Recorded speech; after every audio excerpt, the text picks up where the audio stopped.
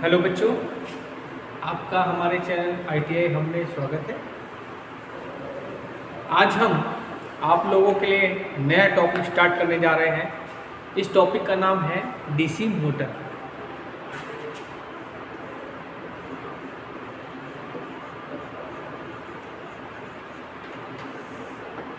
DC motor. इससे पहले अगर आप मेरे चैनल पर नए हैं तो प्लीज़ मेरे चैनल को लाइक करिए, शेयर करिए एंड सब्सक्राइब करिए। चलिए डीसी मोटर समझ लेते हैं। डीसी मोटर होता है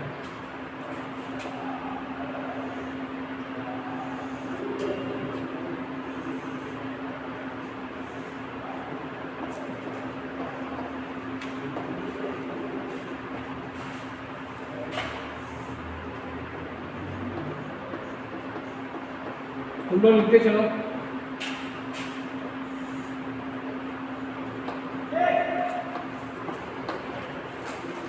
देखिए ये आपकी डीसी मोटर हो गई, ये आपका इनपुट हो गया। इनपुट जो आप एनर्जी दोगे और ये जो आपको आउटपुट मिलेगा। डीसी मोटर में क्या होता है, हम लोग क्या करते हैं, इलेक्ट्रिकल एनर्जी देते हैं। इलेक्ट्रिकल एनर्जी देते हैं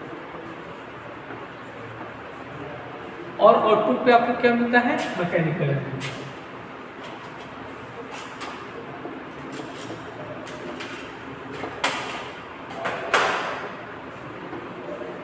ठीक है।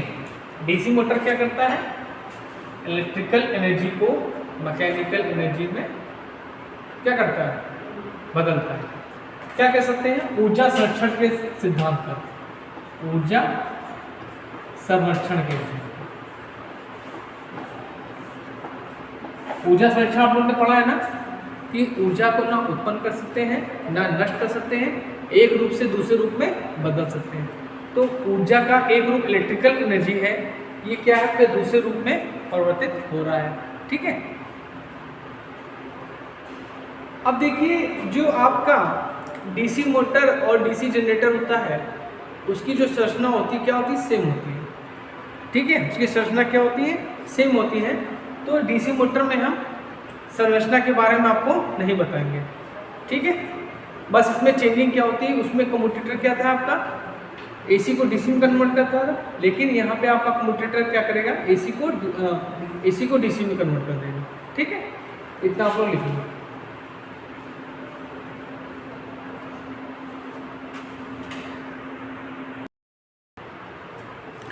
अब चलिए हम लोग डीसी मोटर के घूर्णन मतलब रोटेशन के बारे में पढ़ेंगे। ये क्या है आपका, नॉर्थ है एंड साउथ। ठीक, ये आपकी क्या मेन फील्ड है। ठीक है, जो स्टेटर के द्वारा जो मैग्नेटिक फील्ड बनती है वो है। ठीक है, जनरेटर तुमको बताया था, मेन मैग्नेटिक फील्ड और आर्मेचर बताया था, याद है। तो ये आपका मेन मैग्नेटिक फील्ड है।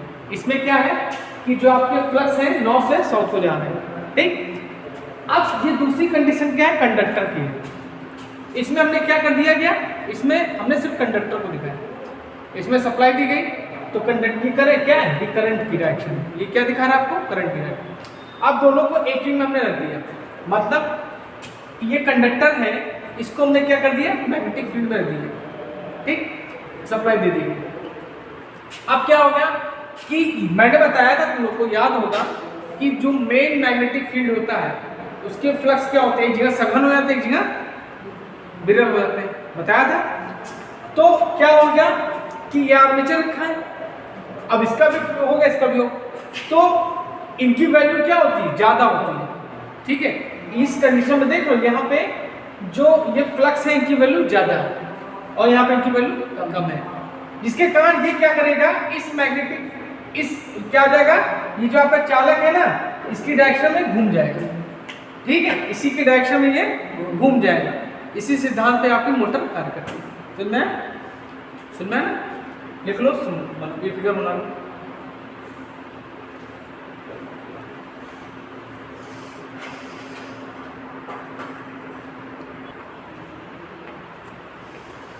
अब देखो हम लोग बात करेंगे बैक ईएमएफ।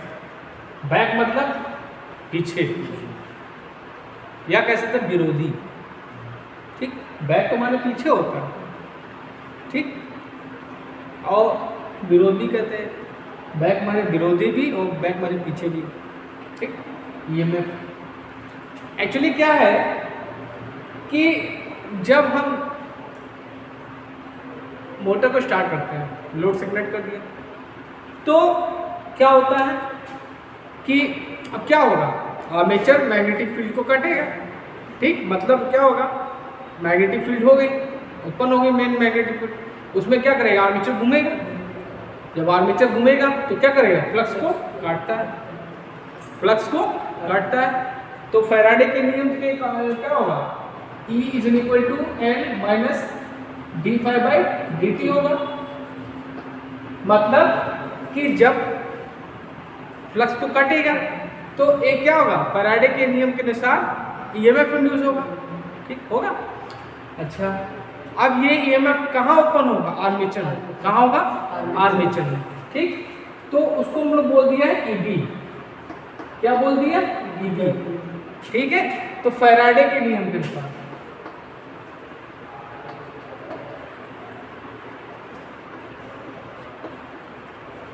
फैराडे लॉ के अनुसार एक ईएमएफ उत्पन्न होगा, ठीक है, ठीक। मतलब इसने फ्लक्स को काटा, इसके कारण क्या होगा, एक ईएमएफ उत्पन्न हो गया, ठीक। इस ईएमएफ, और ये ईएमएफ कहाँ होगा आपका, आर्मेचर में होगा, ठीक। एक क्वेश्चन और भी बनता है, ये ईएमएफ कैसा होता है, एसी होता है या डीसी, ठीक। तो हमेशा क्या होगा, अब देखो अल्टरनेटिव, ठीक। लेकिन अब ये भी क्वेश्चन पूछा जाता है कि इसकी डायरेक्शन क्या होती है, जो आपका ईएमएफ उत्पन्न हुआ आर्मेचर में वो क्या होता है, उसकी डायरेक्शन क्या होती है, ठीक है, उसकी डायरेक्शन कैसी होती है। तो उसकी डायरेक्शन क्या होती है, ये देख रहे हो, लेंज, ये क्या है, लेंज है, लेंज का नियम भी तो है ये। लेंज ने क्या बताया था कि ईएमएफ उसी का विरोध करता है जिससे वो स्वयं उत्पन्न होता है, ठीक। तो हम दिशा ज्ञात करने के लिए उल्टा चलेंगे, क्या करेंगे, उल्टा चलेंगे। तो देखो पहला क्या हुआ, ईएमएफ कैसे उत्पन्न हुआ, फ्लक्स के काटने के कारण, समझ में आया। और फ्लक्स किससे उत्पन्न हुई, करंट के कारण। करंट मतलब I is directly proportional to flux, ठीक। समझो, एक एक चीज समझो, जब कोई चीज तुम समझ के पढ़ोगे तो कभी नहीं भूलोगे, और रट्टा मारोगे हमेशा भूल जाओगे, ठीक। तो क्या हुआ, अब हम इसको ईएमएफ का डायरेक्शन बता रहे कैसे है। तो अब फ्लक्स जो उत्पन्न हुआ किसके कारण, करंट के कारण, I directly proportional to phi. और करंट किसके उत्पन्न हुई, current V directly proportional to I by the Ohm's law. मतलब जब हम सप्लाई देंगे तभी तो करंट फ्लो होगी, इसमें होगी ना। तो कुल मिला के क्या आया लास्ट में, ये आया, कौन आया, वोल्टेज आया। तो क्या आया कि जो आपका ईएमएफ उत्पन्न होगा वो किसके अपोजिट होगा, करंट के, वोल्टेज, ठीक। मतलब ये जो ईएमएफ है ये किसके विपरीत होगा, सप्लाई वोल्टेज, ठीक है। इतना समझ में आया। तो अब इस ईएमएफ, ये तो आपका समझ में आया, लिख लो इसको, ठीक। और जो आपका ईएमएफ उत्पन्न होगा उसकी वैल्यू क्या होगी, V is equal to EB plus IA/RA। ये किसमें होता है, मोटर में होता है। और जनरेटर में क्या था, उल्टा था, EB is equal to V plus IA/RA। ये था ना, ये जनरेटर में था नहीं, ये जनरेटर में था, ठीक। अच्छा, अब एक और फॉर्मूला होगा, EB is equal to 5ZPN/60A। ये भी फॉर्मूला लिख लेना, समझ में आया। मैं फिर से बता दे रहा हूं कि हमने सप्लाई दी, ठीक। तो आर्मेचर ने मेन फील्ड के फ्लक्स को काटा, जिसके फैराडे के नियम के कारण उसमें क्या होगा, ईएमएफ उत्पन्न हो गया, ठीक है। इस ईएमएफ कहाँ उत्पन्न होगा, आर्मेचर में। और इस ईएमएफ की जो दिशा होती है क्या होती है, सप्लाई वोल्टेज के विपरीत होती है। ठीक है, ये क्वेश्चन पूछा जाता है। और ये आपके फॉर्मूले होंगे, इसको लिख लो और इसको लिख लो, इसके बारे में हम लिखवा देते हैं। ठीक है,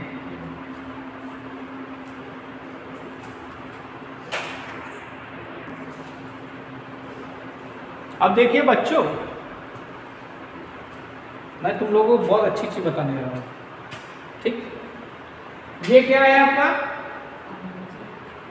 आर्मेचर है। ठीक, ये आपका क्या है, डीसी जनरेटर है। क्या है, डीसी आ रहा है। ये आपका क्या है, डीसी जनरेटर का आर्मेचर है। ठीक, और ये क्या है आपका डीसी मोटर का आर्मेचर। ठीक, अब ध्यान से देखो कि इसमें ईएमएफ मतलब इसके ईएमएफ को ईजी बोल दिया और आर्मेचर करंट दोनों का डायरेक्शन क्या है, सेम है। और इसमें क्या है, चेंज है। ईएमएफ ऊपर जा रहा है, ये नीचे जा रहा है। ठीक, तो अब कई बार क्वेश्चन पूछा जाता है कि डीसी जनरेटर में आर्मेचर करंट और ईएमएफ का डायरेक्शन किससे ज्ञात करने, क्वेश्चन पूछा जाता है। ठीक, तो ये डीसी जनरेटर है। तो फर्स्ट ईयर में तुमने फ्लेमिंग का लेफ्ट हैंड और राइट हैंड रूल पढ़ाया था। ठीक, इसको रिवीजन भी कर लेना। ठीक, अगर भूल गए हो क्योंकि पढ़ाएंगे नहीं, सेकंड ईयर पढ़ाना है।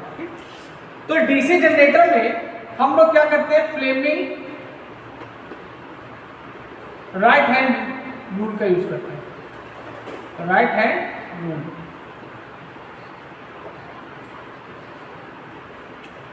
डीसी जनरेटर में धारा और क्या ईएमएफ के डायरेक्शन को फाइंड करने के लिए हम लोग फ्लेमिंग के राइट हैंड रूल का यूज करते हैं। ठीक है, और मोटर में फ्लेमिंग लेफ्ट हैंड रूल का यूज करते हैं। Left hand rule, left hand rule. ठीक है, ये क्वेश्चन आपका एग्जाम में पूछा जाता है। ठीक है, चाहे कंपटीशन ले लो चाहे आपका एनसीपीटी एग्जाम ले लो, उसमें पूछा गया है कि डीसी जनरेटर में हम लोग क्या करेंगे, धारा और ईएमएफ की डायरेक्शन किससे निकालेंगे, फ्लेमिंग के राइट हैंड से। और मोटर में, डीसी मोटर में फ्लेमिंग के लेफ्ट हैंड रूल का यूज करेंगे। इसको लिख लो, बहुत बढ़िया चीज बताएंगे।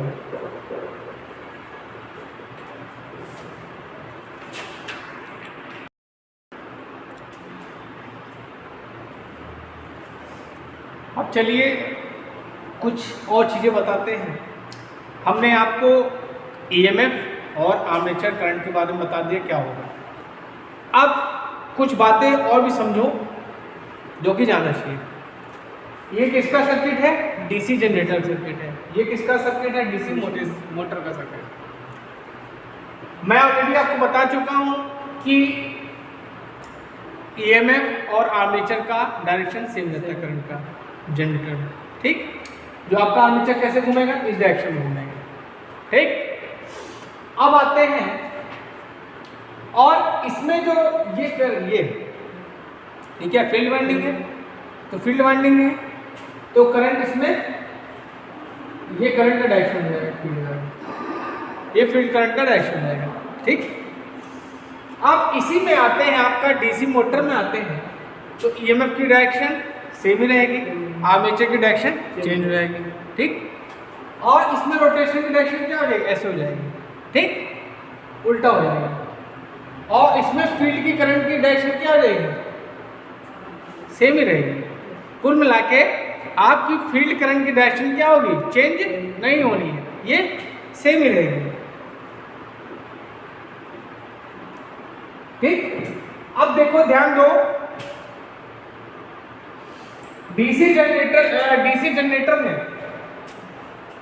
जनरेटर में क्या था, आप वोल्टेज जनरेट कर रहे थे ना, वोल्टेज क्या था, वोल्टेज जनरेट हो रहा था ना।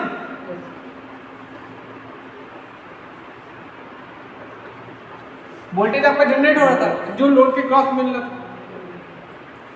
लेकिन मोटर में हमको देना है वोल्टेज में, उसमें मोटर में हमको क्या वोल्टेज दिया है, वोल्टेज गिवन, वोल्टेज गिवन, यहाँ पे वोल्टेज दिया रहता है, इन टर्मिनल्स पे वोल्टेज हम देंगे। दूसरा, यहाँ पे लोड था, यहाँ पे लोड नहीं है, ठीक, क्योंकि वोल्टेज हमको मिल रहा था, उसी लोड के क्रॉस मिल रहा था यहाँ पे, ठीक। और दूसरी बात क्या है इसमें कि डीसी जनरेटर में हम लोगों को मैकेनिकल एनर्जी दे रहे थे और इलेक्ट्रिकल एनर्जी मिल रही थी, ठीक ठीक। मतलब क्या है कि जो मैकेनिकल एनर्जी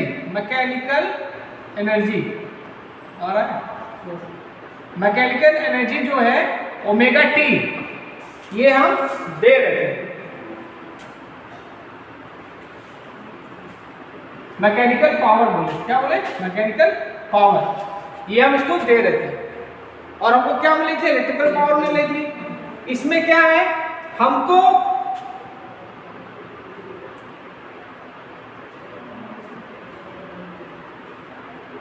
यहाँ पे क्या है, क्या होता है, मैकेनिकल पावर दे रहे थे, ठीक, और यहाँ पे मैकेनिकल पावर लेंगे, मैकेनिकल पावर लेंगे।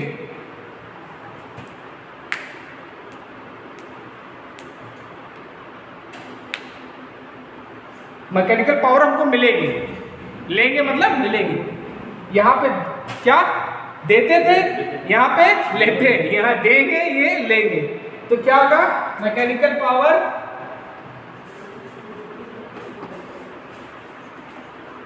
ओमेगा टी मिलेगी, लेंगे, इतना समझ में आया। और क्या डिफरेंस होता है,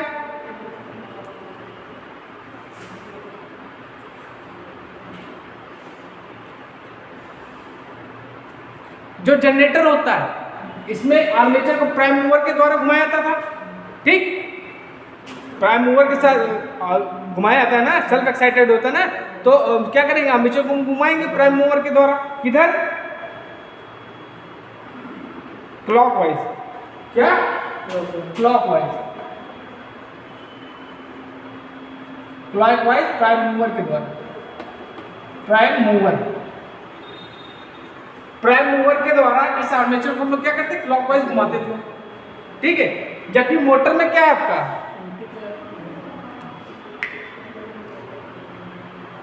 जबकि जो मोटर होती है वो एंटी क्लॉक घूमती है, ये क्या करेगी, एंटी क्लॉक घूमेगी, कहाँ लिख दिया, एंटी क्लॉक घूमेगी, एंटी क्लॉक घूमेगी, इतना समझ में है। ये इतने अंतर है इसमें, ठीक है। इसको लिखना है, ऐसे लिख लो बढ़िया से,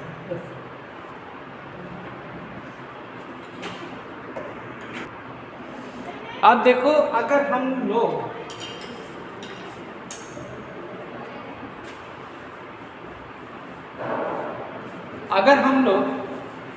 अगर इसकी टाइप्स की बात करें तो टाइप्स वैसे ही रहेंगे, ठीक। डीसी मोटर, पहला क्या आएगा, separately excited, separately,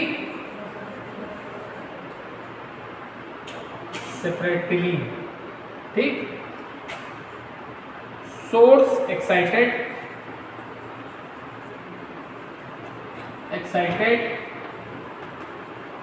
DC motor, ठीक।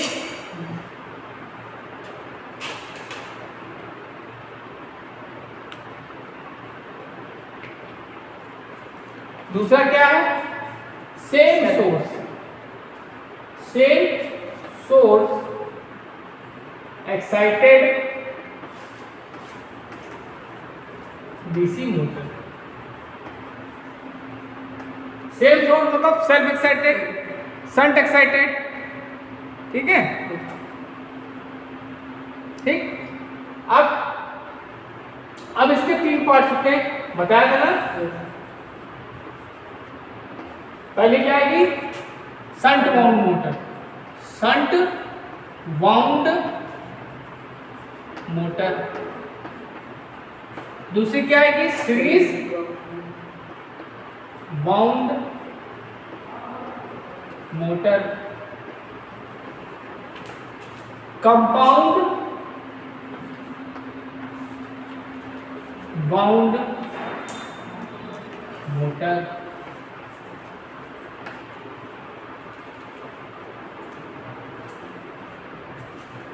ठीक है। ठीक, अब इसके भी कंपाउंड के भी दो पार्ट हो जाते हैं।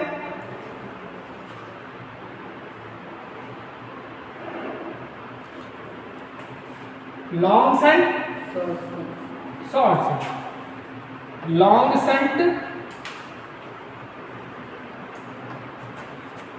Long shunt wound, compound motor.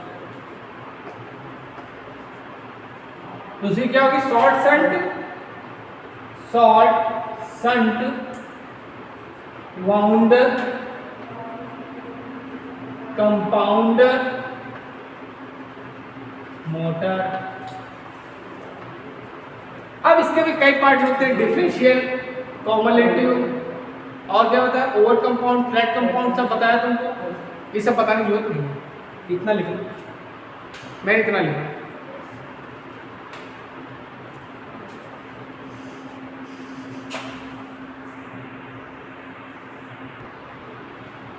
अब देखो हम लोग बात करेंगे सीरीज वाउंड मोटर की। सीरीज वाउंड मोटर, ये सब तुमको पता है ना कि सीरीज में टर्न्स क्या होते हैं, कम होते हैं फील्ड वाइंडिंग के, ये सब पता है ना, ये सब बताने की जरूरत नहीं। अब ये आपका क्या हो गया? आर्मेचर हो गया।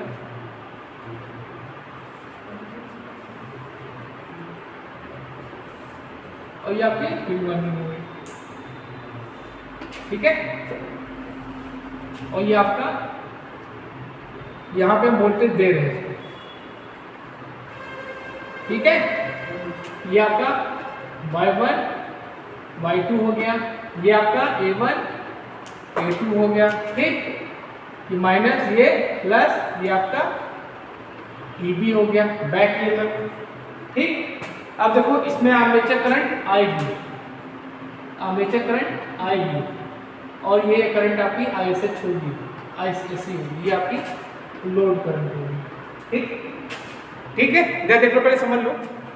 इसमें इधर से हमने सप्लाई दी, सप्लाई हम इसमें दे रहे हैं ना, तो यहाँ लोड करंट आई, ठीक। ये लोड करंट क्या होगी? इस फील्ड वाइंडिंग से, सीरीज फील्ड वाइंडिंग से गई, ये ISH हो गई, ISC हो गई, और ये आपकी आर्मेचर करंट होगी, ठीक है। तो इसमें क्या होगा?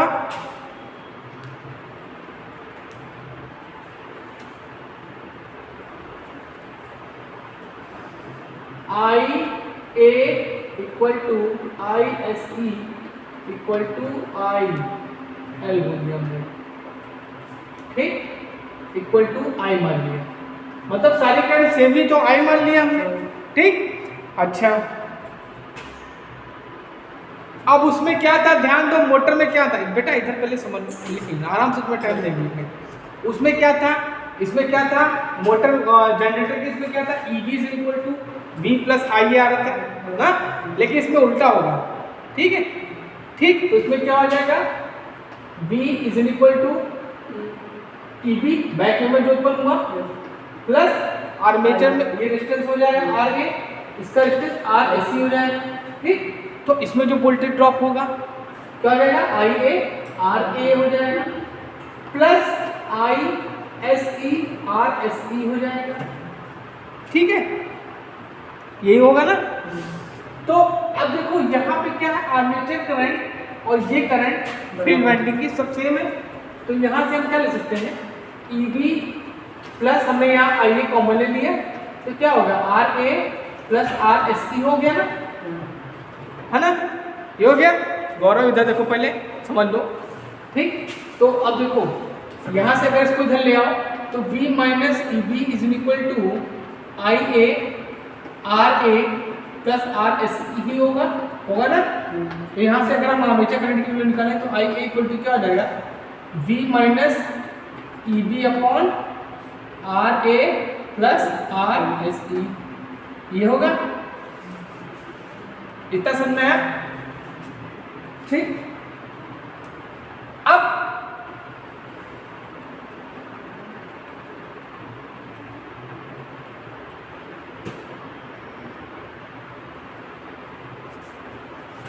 हमने क्या होगा, इसमें आर्मेचर में कोई शक्ति उत्पन्न होगी, ठीक। तो आर्मेचर में शक्ति, पावर इन आर्मेचर क्या होगी, ईबी इंटू आई ए, यही तो होगी। जनरेटर बताया था नहीं बताया, ठीक।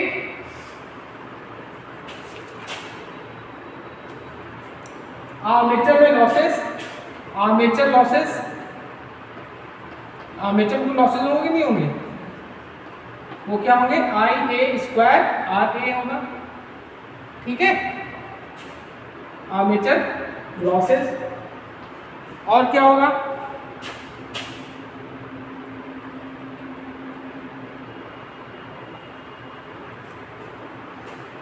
इसकी ये जो इनपुट शक्ति दे रहे हो, इनपुट पावर, तो क्या होगी, इनपुट पावर, इनपुट पावर क्या होगी, वोल्टेज इंटू लोड करंट जो दे रहे हो, ठीक। या कह सकते हैं वी आई ए भी तो कर सकते हो, क्योंकि लोड करंट और आर्मेचर करंट क्या है, सेम है, ठीक। अब इसमें जो लॉसेस होंगे, और losses in field winding, in field, ठीक, उसका ये नीचे लिख लेना, ठीक है। ये क्या हो जाएगा, आई एस ई, ये इतना चीज लिख लो, ठीक। अब एक चीज और, अब इसी में हम तुमको बता देते हैं कहाँ पे इसका यूज करते हैं, इस मोटर का प्रयोग हम लोग कहाँ पे करेंगे। सीरीज मोटर, सीरीज मोटर ऐसी मोटर है जिसका टार्क बहुत हाई होता है, इसका टार्क बहुत सबसे ज़्यादा होता है। तो टार्क हमको कहाँ ज़्यादा चाहिए, ट्रैक्शन, इलेक्ट्रिक ट्रेन बैठे हो झटका मारती एकदम से, हाँ, तो कहाँ यूज करेंगे इसका उपयोग, यहाँ लिख लो यूजेस।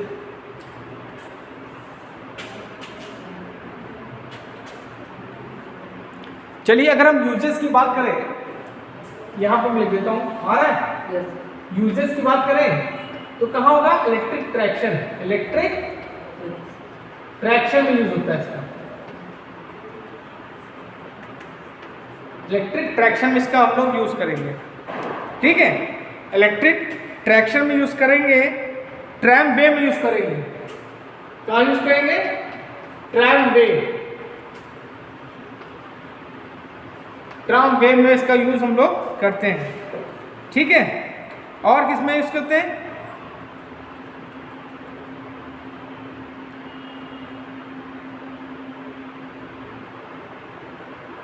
मोस्टली, और इसका यूज करते हैं फास्ट लिफ्ट में, कहाँ यूज करेंगे, फास्ट में। चलो अब देखो,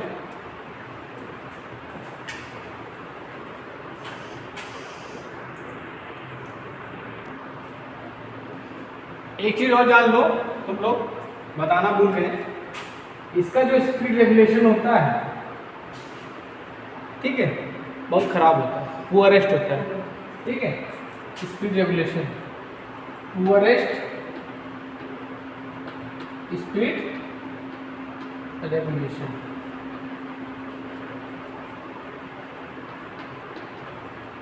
इस मोटर का क्या होता है, स्पीड रेगुलेशन क्या होता है, सबसे खराब होता है, तो सबसे अच्छा संट का होता है, ठीक, ये भी लिखेंगे।